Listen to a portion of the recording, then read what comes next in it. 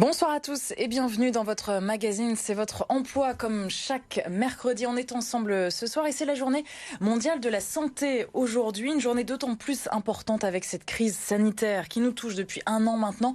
Et dans la région, sachez-le, nous avons le 3e pôle santé de France, le parc Eurasanté. Sa directrice adjointe est notre invitée ce soir, Perrine L'Espagnol. Bonsoir. Bonsoir. Merci beaucoup d'avoir répondu à notre invitation. Et comme chaque semaine, Thibaut Cotin de L4M est avec nous. Bonsoir Thibaut. Bonsoir Marie. Et on commence tout de suite avec quelques chiffres autour du parc Eurasanté.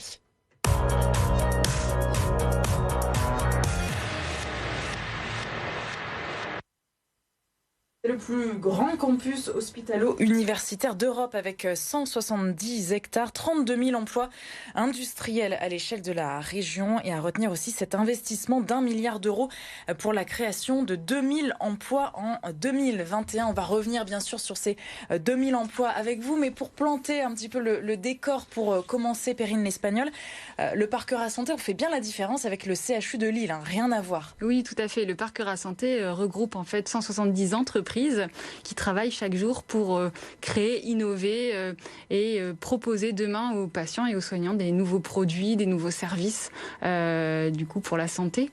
Eurasanté accompagne chaque jour des entrepreneurs qui ont des idées innovantes, qui pourront profiter aux patients demain, des entreprises étrangères qui voudraient venir s'implanter sur notre site et dans notre belle région, et puis aussi des entreprises qui se développent chaque jour et qui sont déjà des belles PME régionales. Et ces entreprises aujourd'hui, elles sont 1100 dans notre région. Donc du coup, Eurasanté, au sein du réseau, de la filière, il y a des grosses entreprises, des multinationales, et il y a aussi des startups.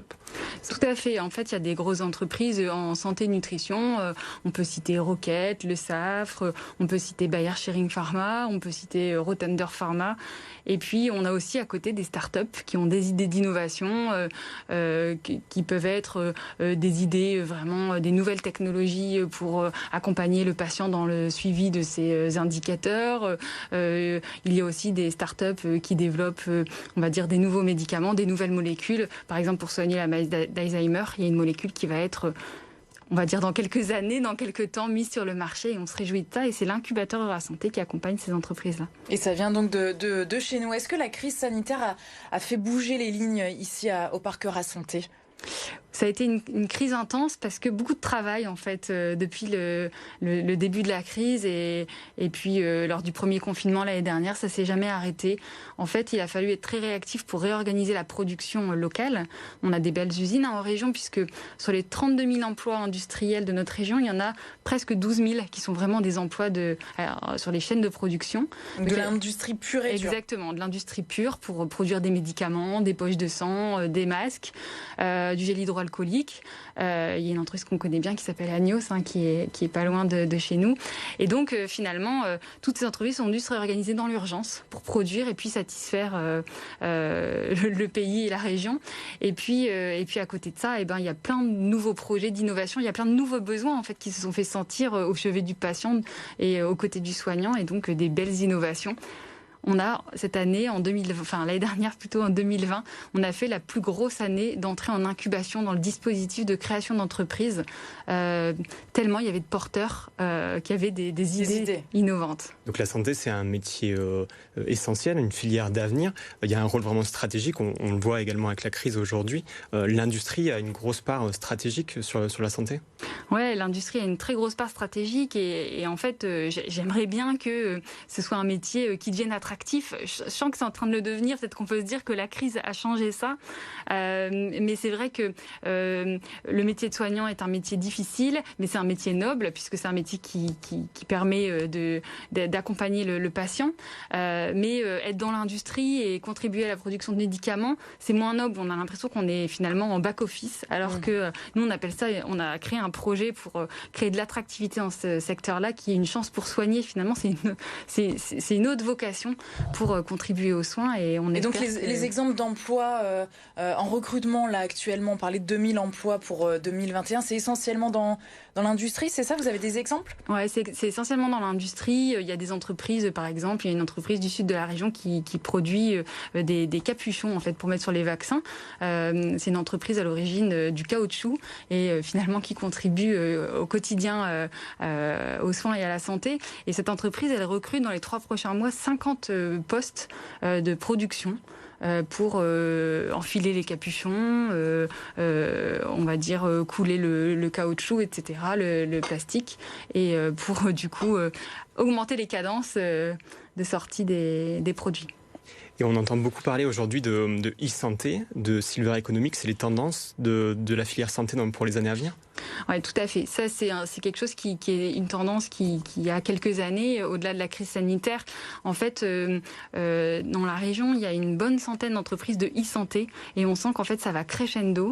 Il y a de plus en plus d'initiatives autour du traitement de données de santé, de l'intelligence artificielle, de la robotique, tout ça au service de la santé, d'une meilleure prise en charge.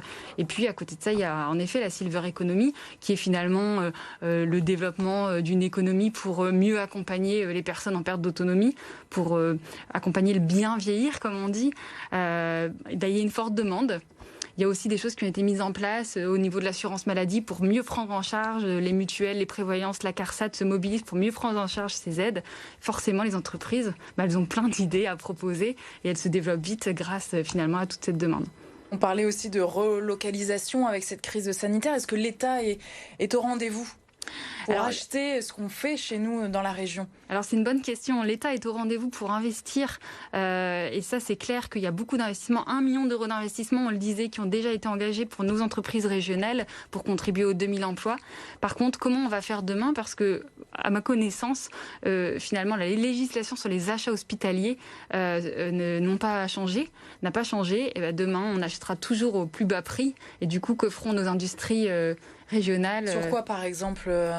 Par exemple, sur des masques, si on achète au plus bas prix, finalement, comment feront les entreprises françaises qui ont relocalisé, qui ont remis en place une chaîne de production? Ça va être une vraie question à traiter dans les prochains mois. Donc il y a une vraie logique à mettre en place sur produire local, mais aussi acheter local. Exactement. Mais aujourd'hui, on n'est pas encore arrivé à ça. Oui. Sur le long terme, vous espérez que l'État soit au rendez-vous pour qu'il y ait encore de l'emploi à créer chez nous? Oui, tout à fait. Il faut qu'on puisse maintenir l'emploi. Les compétences aussi, finalement, on a reformé des gens, on a mis en place, on a accompagné la montée en compétences. Ce serait bien dommage de finalement ne pas tirer profit de toute cette crise au bon sens du terme, bien sûr. Donc Eurasanté, c'est la filière santé de la région, mais c'est aussi une structure concrète. Vous êtes près de 100 salariés. Est-ce qu'il y a des postes à pourvoir au sein d'Eurasanté? Oui, il y a des postes à pourvoir. On se développe. En fait, on se développe au rythme de la filière. C'est-à-dire que plus la filière se développe, plus il y a des nouvelles thématiques et plus on recrute nous-mêmes des nouvelles compétences. Évidemment, on recrute des commerciaux pour promouvoir les services d'Eurasanté, promouvoir le territoire, accompagner les entreprises à s'implanter, à se développer. On a des consultants sur des métiers transverses de type RH, finance, etc., mais aussi des consultants spécialisés en santé avec des connaissances scientifiques. Et puis on a des fonctions support évidemment, comme dans toutes les entreprises, comptabilité, communication, etc., gestion de projet. Et donc on recrute, et en ce moment même on recrute, on a des postes ouverts. Vous parlez d'accompagnement d'entreprise, ça se caractérise comment, c'est-à-dire au quotidien et concrètement? Alors en fait, donc on a un dispositif d'incubation et d'accélération, donc c'est-à-dire qu'on propose aux entreprises qui ne sont pas encore créées, qui sont au stade de l'idée, de les accompagner dans la maturation de cette idée, de sécuriser leur propriété intellectuelle, de leur donner toute l'information sur la réglementation, parce que vous savez qu'en santé la réglementation est forcément spécifique, et puis du coup de les accompagner vers la première levée de fonds pour trouver les financements nécessaires et ensuite de basculer vers le marché. Et puis après la phase d'accélération qui est justement la première phase d'entrée sur le marché. Et en les accompagnant au quotidien, on leur dédie un chargé d'affaires en fait qui est à leur côté et qui les aide à grandir. Et Eurasanté a aussi un rôle d'observateur pour les tendances de la filière. Quelles sont en termes d'emploi les compétences qui seront cherchées aujourd'hui et à l'avenir dans la filière? Oui, alors c'est vrai que sur les compétences recherchées, on en a largement parlé, il y a des conférences de production et ça ne s'arrêtera jamais. On accompagne d'ailleurs à l'implantation d'une usine-école sur le parc Eurasanté pour former justement, c'est comme une auto-école, mais c'est une usine qui forme de manière simulée, on va dire, au métier de la production. Voilà, exactement. Ensuite, tous les métiers en lien avec la e-santé, donc la digitalisation, on va beaucoup chercher de data scientists et des métiers en lien avec la réglementation, elle change beaucoup. On a besoin toujours d'être plus pointu. Et puis après, dernière chose, mais qui ne change pas, c'est des dirigeants d'entreprise. On a beaucoup de projets, on a beaucoup d'idées en fait, on a beaucoup de projets, on a beaucoup d'argent pour les concrétiser, mais on ne trouve pas d'entrepreneurs et d'entrepreneuses pour les diriger ces entreprises. Donc vous cherchez des profils d'entrepreneurs justement, exactement, pas forcément spécialisés en santé au départ. Non, tout à fait. Alors on a des formations de toute façon pour les accompagner et nous on cherche vraiment des entrepreneurs qui ont envie de s'appuyer sur le développement d'une technologie portée par un médecin, par un scientifique et qui peuvent l'aider avec des compétences de gestionnaire, des compétences de développement. Compétences économiques. Exactement. Porter un projet, pas forcément avoir l'idée, mais porter le projet. Exactement. Donc, et ça manque? Ça manque cruellement. Pourtant, dans la région, il y a de nombreuses écoles, on est plutôt bien formés à ça. Tout à fait. Donc, on tisse beaucoup de liens avec les écoles pour favoriser l'entrepreneuriat. Par exemple, chez les étudiants, on a créé une CEO Academy, ce qu'on appelle pour les dirigeants d'entreprise. On met plein de choses en place, mais surtout, il ne faut pas hésiter à nous contacter. On fait des mariages, comme on dit, entre un projet et un porteur. Bon, le message est passé. Justement, on rappelle le site internet. Si vous êtes intéressé à la maison par cette filière santé, vous l'entendez, beaucoup d'opportunités. Emploi by eurasanté.com, c'est le site internet, donc vous avez toutes les informations. Merci beaucoup Perrine L'Espagnol, directrice adjointe d'Eurasanté, d'avoir été notre invitée ce soir. C'était un plaisir, merci à vous, bonne soirée. Merci et Thibaut, à la semaine prochaine pour un nouveau numéro de C'est votre emploi. On se retrouve bien sûr demain, jeudi, comme chaque semaine pour votre magazine santé. Nous recevons Anne-Christelle Reims, directrice de l'IME d'Annelin, qui accompagne 40 enfants qui ont des troubles autistiques.